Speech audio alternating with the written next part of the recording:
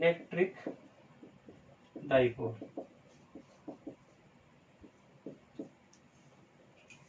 इसके बारे में हम पहले भी पढ़ चुके हैं, अभी इसके पहले वाले लेक्चर में एक छोटा सा इंट्रोडक्शन, और फिर आगे के डेरिवेशन करेंगे हम इसमें। जैसे एक्सियल पोजीशन करेंगे, नॉन एक्सियल पोजीशन करेंगे, और एक जनरल पोजीशन वाला डेरिवेशन करेंगे हम यहाँ से। तो हम डाइपोल की बात करें, ये जो पूरा संसार है, वर्ल्ड है, मॉलिक्यूल से बना होता है, और जो मॉलिक्यूल है वो डाइपोल से मिलके बनते हैं। जैसे हम बात कर लेते हैं किसकी, NaCl, Na+Cl-, जब ये दोनों मिलते हैं तो मॉलिक्यूल बन जाते हैं। ऐसे इस संसार में बहुत सारी चीजें मॉलिक्यूल से बनी है, और ये मॉलिक्यूल डाइपोल के कारण ही बनते हैं। एक प्लस चार्ज होता है, एक माइनस चार्ज होता है। जब एक प्लस चार्ज और माइनस चार्ज होता है, इनके बीच में क्या होता है, मान लेते हैं ये रेड है, प्लस चार्ज है, ये माइनस चार्ज है। ये प्लस माइनस के बीच में कूलम्ब फोर्स डेवलप होता है, और ये एक दूसरे के पास आते जाते हैं, और इतने पास आ जाते हैं कि एक दूसरे को ओवरलैप नहीं करते। इनके बीच की डिस्टेंस मिनिमम से मिनिमम हो जाती है। तो यहाँ क्या होता है, कूलम्ब फोर्स डेवलप होता है। और अगर हम इस रेड पेन को खींचे या पॉजिटिव चार्ज को खींचे या हम Na+ को खींचे, तो साथ में Cl भी आ जाएगा। इतना ज्यादा इनमें फोर्स डेवलप हो जाता है। तो हम यहाँ से डाइपोल पढ़ रहे थे, इलेक्ट्रिक डाइपोल के बारे में। जैसे अगर हम बात कर लेते हैं, ये सोडियम है और ये हो जाएगा क्लोरीन हो जाएगा। यहाँ पर एक्सिस पॉजिटिव चार्ज है और यहाँ पर एक्सिस नेगेटिव चार्ज है, तो ये इनका सेंटर है। अगर इनको ज्वाइन कर देते हैं, जो डिस्टेंस होती है, डिस्टेंस कितनी होती है, बहुत कम होती है, मिनिमम डिस्टेंस होती है। मान लो ये L है और ये L है, इसकी टोटल डिस्टेंस हम 2L मान लेते हैं। Distance between from centre to both charge is 2L, this a very very minimum distance. तो इस तरह से डाइपोल मोमेंट बन जाता है। तो अभी क्वेश्चन ये उठता है, क्या सभी मॉलिक्यूल डाइपोल होते हैं?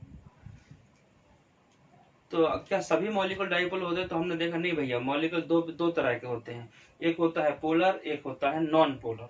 अब ये हाइड्रोजन जो इसका सेंटर है और इन दोनों का सेंटर है, ये यहाँ लाई करेगा दोनों के परपेंडिकुलर बाइसेक्टर पे।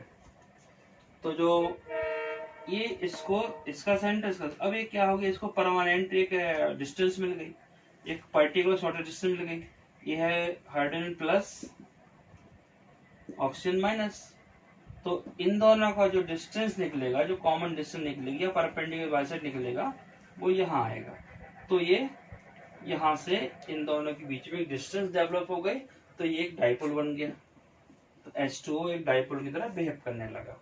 इसका सेंटर कहाँ लाई करेगा, यहाँ तो नहीं करेगा, यहाँ नहीं करेगा, कहाँ करेगा, यहाँ करेगा, इन दोनों के बीच में। अब सिमिलरली हम बात कर लेते हैं कार्बन डाइऑक्साइड गैस की, ऑक्सीजन कार्बन ऑक्सीजन। तो ये डाइपोल की तरह बिहेव नहीं करता है, क्यों? यहाँ की डिस्टेंस सेम होती है, तो एक ही कैंसिल कर देते हैं एक दूसरे को। जब इसको हम एक यूनिफॉर्म फील्ड में रखते हैं, तो C को ये प्लस चार्ज यहाँ खींच देता है, O को थोड़ा शिफ्ट कर देता है, और इस O को थोड़ा शिफ्ट कर देता है। तो जो यहाँ की जो डिस्टेंस है, ये थोड़ी सी शिफ्ट होकर यहाँ आ जाती है, ये डिस्टेंस। तो ये इन दोनों के बीच में एक डिस्टेंस डेवलप हो गई। आपको फिर से बताऊं कि जो CO2 है, ये डाइपोल की तरह बिहेव नहीं करता जनरली। ये जब इसको हम किसी फील्ड के अंदर रख देते हैं CO2 को, तो ये थोड़े से इनके ओरिजिन शिफ्ट हो जाते हैं। इस ओरिजिन के शिफ्ट होने के कारण जो इक्वल एंड अपोजिट डिस्टेंस है, वो क्या होती है, थोड़ी सी डिस्टर्ब हो जाती है, और एक नई डिस्टेंस डेवलप हो जाती है प्लस और माइनस चार्ज के बीच में। ठीक है, बिना फील्ड के इनमें डाइपोल मूवमेंट नहीं है, तो ये कहलाएंगे नॉन पोलर डाइपोल मूवमेंट। और अगर बिना फील्ड के अगर हम फील्ड नहीं लगाएंगे इसमें, तो डाइपोल मूवमेंट नहीं बनेंगे। और कुछ ऐसे होते हैं कि बिना फील्ड के ही डाइपोल मूवमेंट शो करते, वो कहलाते हैं पोलर। तो पोलर और नॉन पोलर आप यहाँ से समझ गए होंगे। अब बात कर देते हैं, जैसे अपन ने NaCl की बात करी, NaCl के डाइपोल मूवमेंट्स हैं, तो ये क्या करता है, इलेक्ट्रिक फील्ड को बनाता है। ये NaCl इलेक्ट्रिक फील्ड को बनाता है। ठीक है भाई, हमें तो दिखती नहीं है, कैसे दिखती है, हम तो नमक लाए, नमक को यहाँ टेबल पर डाल दिया, तो फील्ड कहाँ है, दिखती नहीं है। होती नहीं तो दिखती, दिखेगी कहाँ से, क्यों नहीं दिखती है? उसमें नमक में क्या है, बहुत सारे मॉलिक्यूल्स होते हैं। एक की फील्ड यहाँ, एक की यहाँ, दोनों ने कैंसिल आउट कर दिया। एक की यहाँ, एक की यहाँ, कैंसिल आउट कर दिया। एक की यहाँ, एक की यहाँ, सारी फील्ड कैंसिल हो जाती है। इसलिए हमें नंबर ऑफ ज्यादा मॉलिक्यूल्स में हमें फील्ड देखने को नहीं मिलती है। अब हम बात करते हैं डाइपोल मोमेंट की। डाइपोल मोमेंट क्या होता है, जब भी मास के साथ में डिस्टेंस आ जाती है तो उसमें रोटेट होने की टेंडेंसी आ जाती है। अगर चार्ज के साथ में डिस्टेंस आ जाए तो उसमें एक रोटेट होने की टेंडेंसी, जैसे ये है डाइपोल, इसमें कोई डिस्टेंस आ गई तो ये घूम जाएगा। तो घूमने की प्रवृत्ति को क्या बोलते हैं यहाँ, टेंडेंसी ऑफ रोटेशन। इसको यहाँ मोमेंट्स वर्ड से जानेंगे। जैसे हमने CO2 के बारे में बात करी थी, CO2 को अगर हम फील्ड लगाते हैं, फील्ड अप्लाई करते हैं, तो वो डाइपोल मोमेंट शो करता है। तो ऐसे मॉलिक्यूल्स को क्या बोलते हैं, नॉन पोलर मॉलिक्यूल। और जो विदाउट एनी फील्ड लगाए हुए, एक्सटर्नल फील्ड लगाए हुए डाइपोल मोमेंट शो कर देते, जैसे अपन ने NaCl लिया था, तो इनको बोलते हैं पोलर मॉलिक्यूल। अब हम बात कर लेते हैं, जैसे H2SO4 हो गया, H2SO4, NaCl, H2SO4, NaCl और CO2। इनमें से डाइपोल मोमेंट किसका ज्यादा होगा, जिसकी ज्यादा क्वांटिटी होगी, ज्यादा चार्ज रहेंगे। जैसे H2SO4 के पास चार्ज डबल है, H2 है, तो इसका डाइपोल मोमेंट ज्यादा रहेगा। H2SO4 का डाइपोल मोमेंट ज्यादा रहेगा, है ना, compare to NaCl and CO2 के। अब हम एक नई क्वांटिटी बनाते हैं, effectiveness of dipole moment. Effectiveness of dipole, जो डाइपोल होता है, हम इसके अगर इसका इफेक्टिवनेस के बारे में पढ़ें तो वो नई क्वांटिटी आती है बन के मोमेंट्स क्या होता है कि डिस्टेंस के साथ जब हम किसी क्वांटिटी का डिस्टेंस, एक क्वांटिटी है, इसको डिस्टेंस यहाँ रहेगी, डिस्टेंस के साथ मल्टीप्लाई कर देते हैं, तो ये क्या होती है, ये घूम जाती है, मूव कर जाती है। जैसे दो क्वांटिटी ले ली हमने यहां से,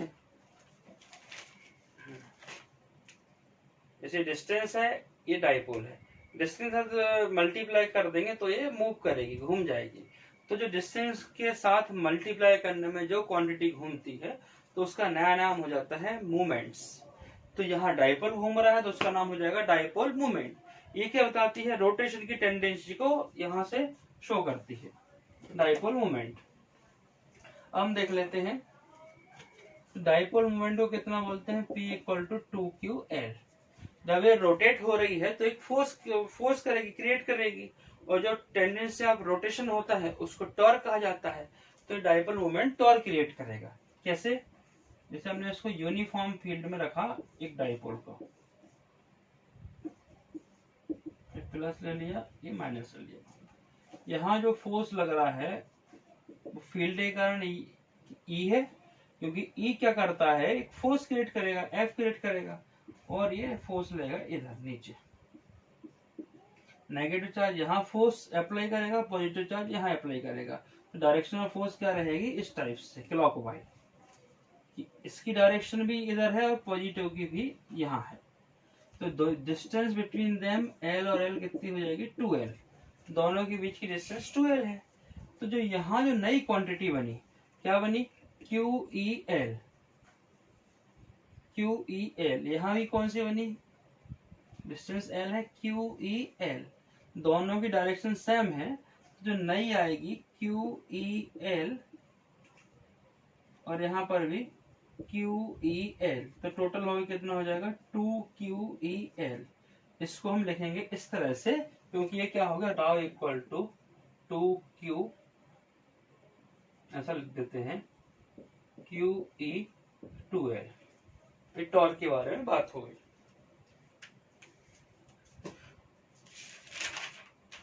अब इसके बाद बढ़ते हैं आगे, axial position, non axial position. उसके पहले हम डायरेक्शन ऑफ डाइपोल समझ लेते हैं कि डाइपोल की डायरेक्शन कहाँ होती है। तो डायरेक्शन ऑफ डाइपोल होती है -2+। क्या होता है, -2+। मतलब माइनस चार्ज को हमेशा यहाँ लिखना है और प्लस चार्ज को हमेशा यहाँ लिखना है। डायरेक्शन रहेगी इसकी माइनस से प्लस। मतलब आप कभी भी किसी भी क्वेश्चन या डेरिवेशन को करते समय ऐसा नहीं कर सकते, यहाँ प्लस लिख दे यहाँ माइनस लिख दे। यहाँ लिखेगा तो डायरेक्शन देनी पड़ेगी minus two plus. Direction of dipole moment is minus two plus, इसको याद रखना। अब जब डाइपोल बन गया, इसकी डायरेक्शन बन गई माइनस से प्लस, ये डाइपोल हो गया, ये डिस्टेंस हो गई। अब अगर हम इसी डाइपोल की डायरेक्शन में आगे जाएं या इस साइड आए, है ना, ये डायरेक्शन कहलाएगी, ये कहलाएगी अपोजिट टू डायरेक्शन। जब इस तरफ जाते हैं तो अपोजिट टू डायरेक्शन।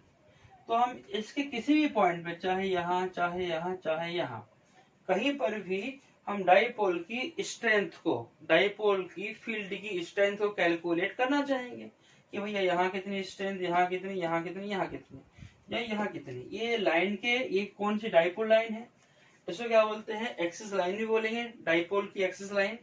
तो यही हम इसी लाइन पे कहीं भी डाइपोल की स्ट्रेंथ कैलकुलेट करेंगे, उसको हम क्या नाम देंगे, एक्सियल पोजीशन। कौन सी पोजीशन, एक्सियल पोजीशन या एंड ऑन पोजीशन। और अगर इसी डाइपोल के परपेंडिकुलर बाइसेक्टर में, परपेंडिकुलर बाइसेक्टर में या इक्वेटोरियल कंडीशन में, इक्वेटोरियल कंडीशन में अगर हम इलेक्ट्रिक फील्ड की इंटेंसिटी या डाइपोल की इंटेंसिटी कैलकुलेट करते हैं, चाहे यहां कहीं भी करो, तो उसको क्या बोलते हैं, equatorial condition, non axial condition, equatorial, non axial perpendicular bisect conduction, perpendicular bisector condition, या non axial condition, broad side position.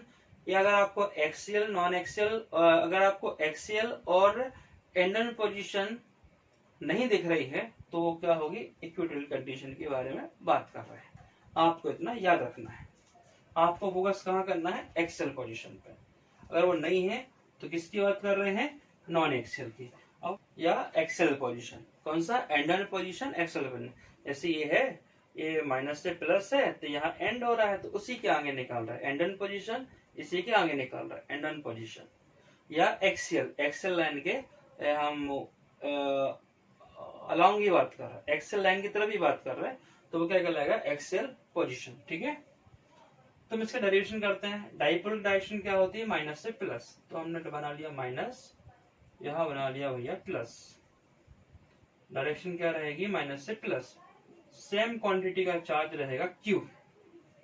ठीक है, हम इसी पोजीशन को यहाँ पे निकाल देते हैं किसी पॉइंट P पर।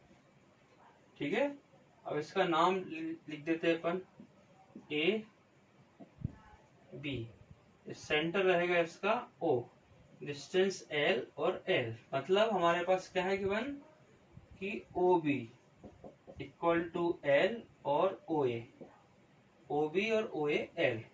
और जो हम डाइपोल की स्ट्रेंथ काउंट करते हैं वो सेंटर से करते हैं, तो ये डिस्टेंस मान लेते हैं R। तो हमारे पास में जो डिस्टेंस OP है वो कितनी है, R। OP distance is R। ठीक है, अब अगर हम यहां से AP कैलकुलेट करें, AP समझ रहे हो आप लोग, AP कहां पर है, ये पॉइंट है A, ये है P। क्या करना है, AP कैलकुलेट करना है। तो ये यहां से डिस्टेंस फुल R है और ये डिस्टेंस L है। तो इस पूरे R में से जो L है माइनस कर देंगे, ये पूरी R थी, इसमें से L माइनस कर देंगे, तो कितनी निकल के आएगी, R माइनस L।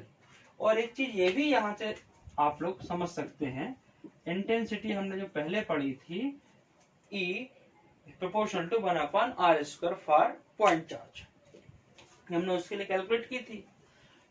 तो अगर डिस्टेंस ज्यादा होगी तो इलेक्ट्रिक फील्ड की इंटेंसिटी क्या होगी, कम होगी। तो संभव सी बात है, हम यही पास में इंटेंसिटी निकाल रहे हैं, मतलब ये हमारे पास आग जल रही है, उसके पास ही बैठे हैं, तो उसकी तपन हमें ज्यादा लगेगी, उसकी हमें हीट ज्यादा महसूस होगी। तो अगर हम पास में निकाल रहे हैं, डिस्टेंस कम है, इंटेंसिटी ज्यादा होगी। तो जब डिस्टेंस कम है तो क्या आएगा, माइनस करना पड़ेगा। तो R माइनस एल, इतना याद रखना।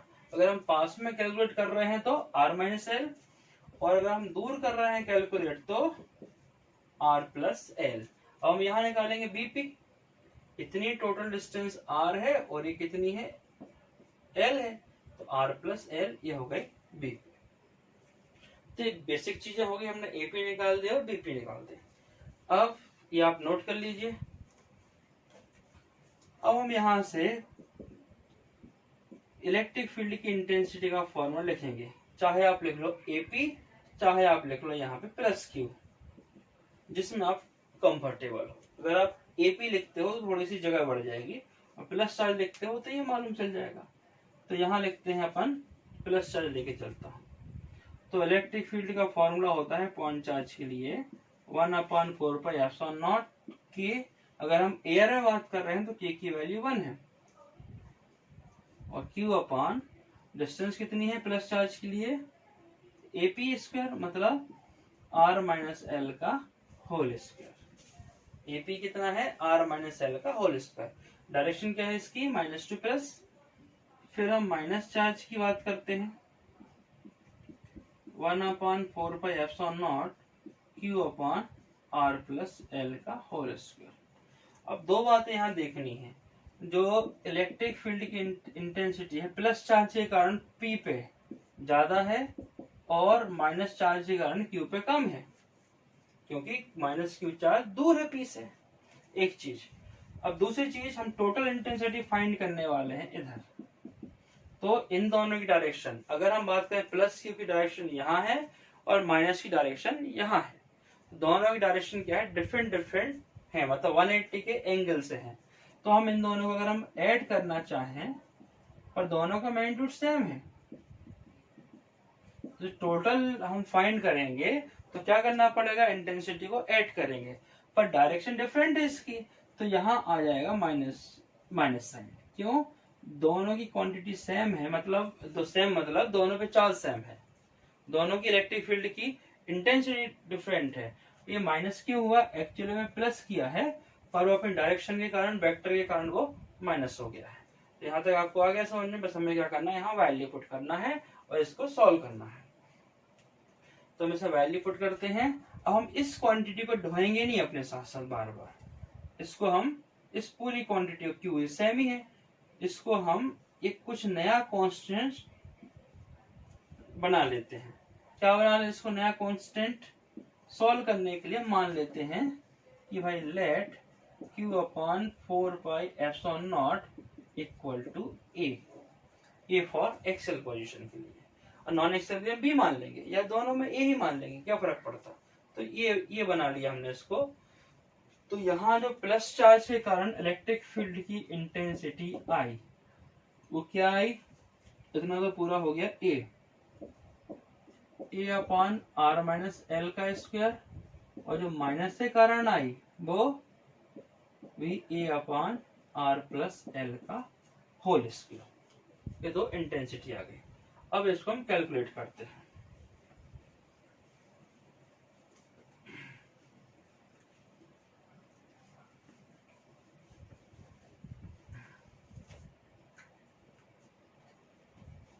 तो यहाँ टोटल इंटेंसिटी E प्लस और E माइनस चार्ज के कारण, तो यहाँ ए अपॉन R माइनस एल का स्क्वायर, बीच में माइनस, ए अपॉन R प्लस एल का स्क्वायर। दोनों में कॉमन क्या है, ए कॉमन है, तो 1 अपॉन R माइनस एल का square, 1 upon R plus L का स्क्वायर। अब यहाँ से एलसीएम लेंगे तो ये यहाँ आ जाएगा और ये यहाँ आ जाएगा, R प्लस एल का स्क्वायर, R माइनस एल का स्क्वायर अपॉन में R माइनस एल का स्क्वायर, R प्लस एल का स्क्वायर। ये बेसिक चीजें आ गई हमारे पास में।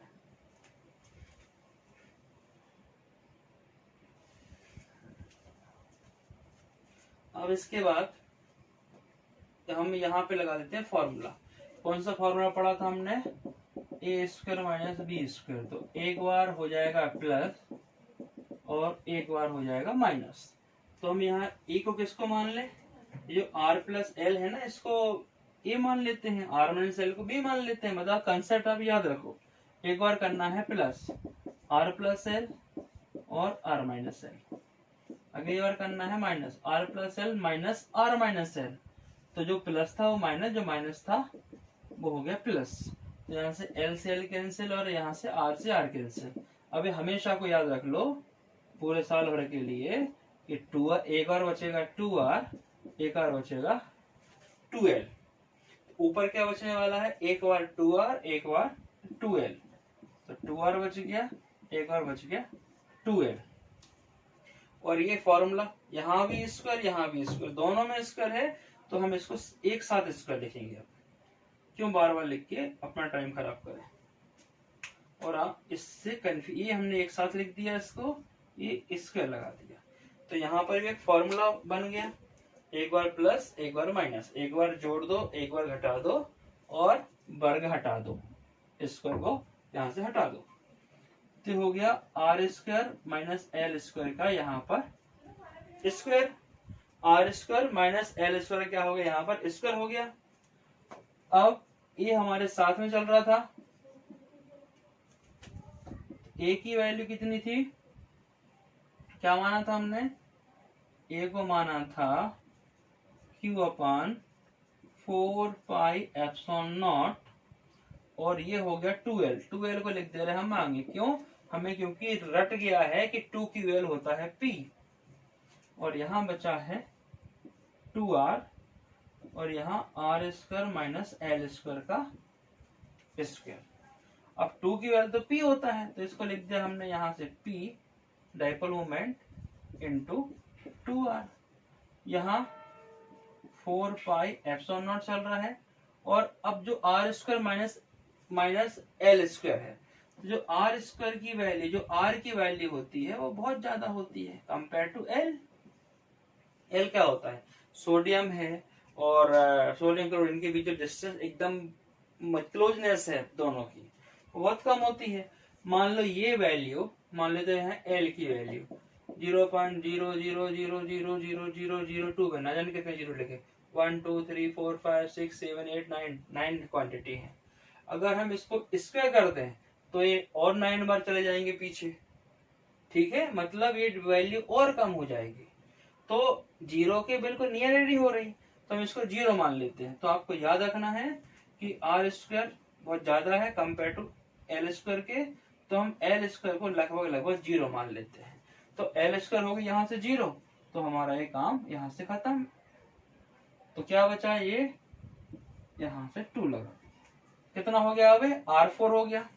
R4 को लिख दिया R3 इंटू आर, क्यों, हमें इस R को कैंसिल करना है। तो बचा कितना यहाँ से 2p upon 4 pi epsilon not R3। तो यहाँ से जो इलेक्ट्रिक फील्ड की इंटेंसिटी डेवलप हुई है, स्क्रीनशॉट ले लीजिए।